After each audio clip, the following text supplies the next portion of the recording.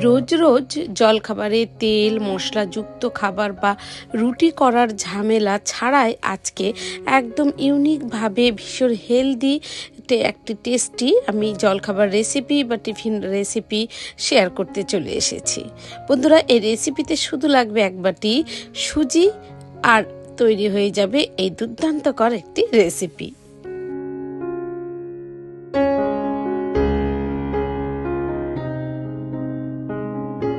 নমস্কার বন্ধুরা, আপনাদের সকলকে স্বাগত এস কুক অ্যান্ড ফুড চ্যানেলে। আজকে একদম ইউনিক একটা টেস্টি অ্যান্ড হেলদি জলখাবার রেসিপির সাথে বা নাস্তা বা টিফিন রেসিপির সাথে। তো সবার প্রথমে একটা বাটিতে আমি এখানে 1.5 কাপ পরিমাণে নিলাম সুজি।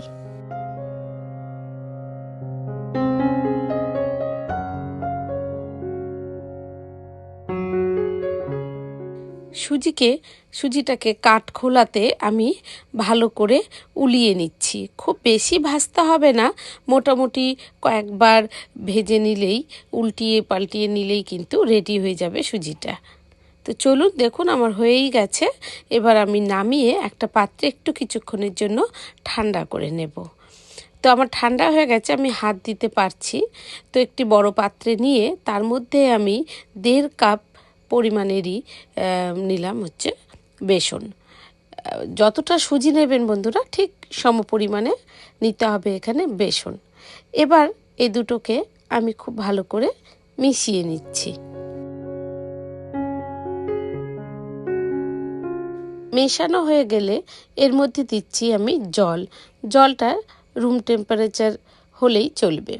জল দেওয়ার পর খুব ভালো করে মেখে নেব, যাতে কোথাও বেসনের দানা না থেকে যায়। তাই যদি মনে হয় হাত দিয়ে মাখার প্রয়োজন, তাহলে অবশ্যই হাত দিয়ে মেখে নেবেন।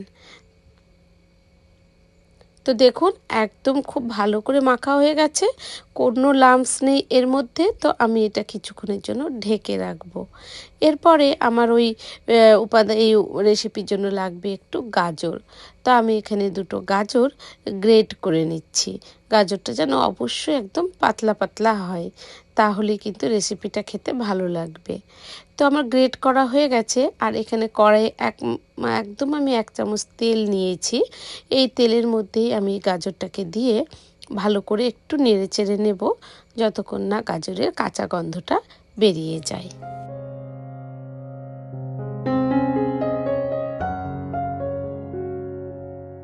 বন্ধুরা, এইরকম নিত্য নতুন রেসিপি দেখার জন্য, সাথে কিছু টিপস দেখার জন্য বা শেখার জন্য বন্ধুরা আমার চ্যানেলটিকে সাবস্ক্রাইব করে রাখবেন এবং বেল আইকনটি ক্লিক করে রাখবেন। যখনই আমি ভিডিও আপলোড করব আপনাদের কাছে নোটিফিকেশান চলে যাবে। বন্ধুরা, এই রেসিপিতে একটু সময় নিয়ে করবেন। এই যে আমি ভিজিয়ে রেখেছিলাম, আমি খুব তাড়াহুড়ো করে মাত্র 10 থেকে 5 মিনিটের মতন 5 থেকে 10 মিনিটের মতো ভিজিয়ে রাখতে পেরেছিলাম। তো এটা আধা ঘন্টার মতন ভিজিয়ে রাখলে ভালো হতো। তো আমি এখানটায় গাজরটা হয়ে গেছে। এরপরে আমি গাজরটা দিচ্ছি এখানটায় পরিমাণ মতন নুন, তারপরে দিলাম হলুদ এবং একটু কালারিংয়ের জন্য দিলাম লঙ্কার গুঁড়ো। লঙ্কার গুঁড়োটা আপনারা স্কিপও করতে পারেন, কাঁচা লঙ্কাও ব্যবহার করতে পারেন।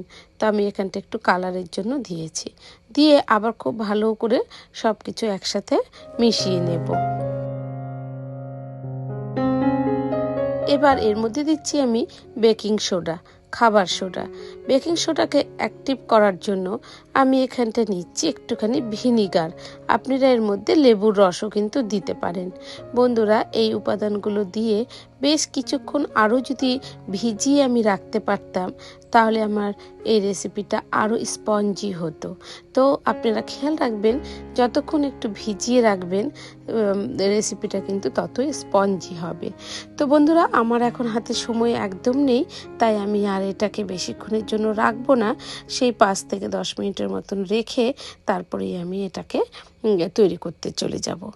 তো আমি 5 মিনিটের মতন ঢেকে রেখেছিলাম।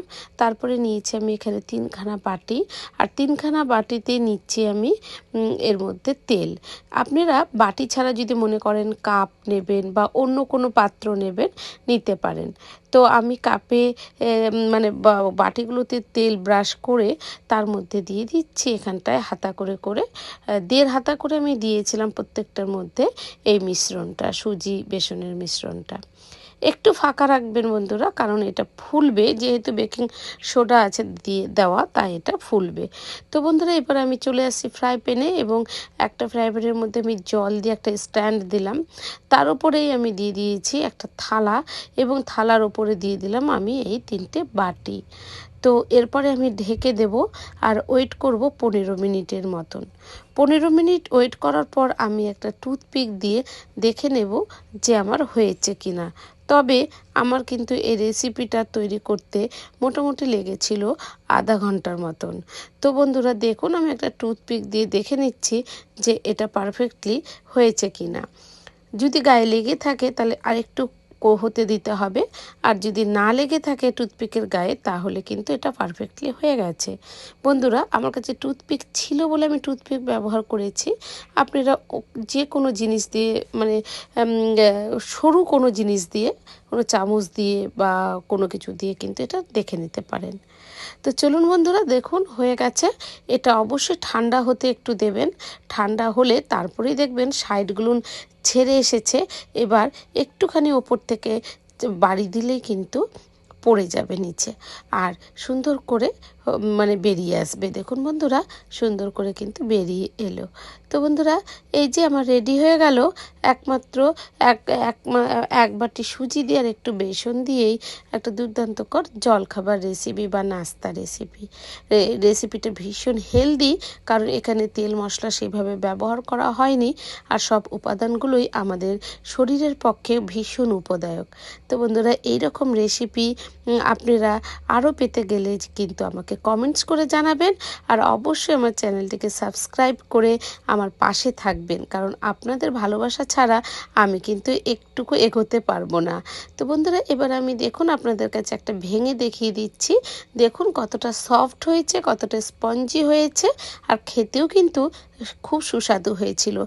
এই রেসিপির সাথে আপনারা বাদাম নারকেলের চাটনি দিয়েও খেতে পারেন, আবার কোনো মিষ্টি জাতীয় চাটনি দিয়েও খেতে পারেন। তো আমি আর কোনো কিছু বানাইনি, আমি সস দিয়েই আজকের এই রেসিপিটা খেলাম।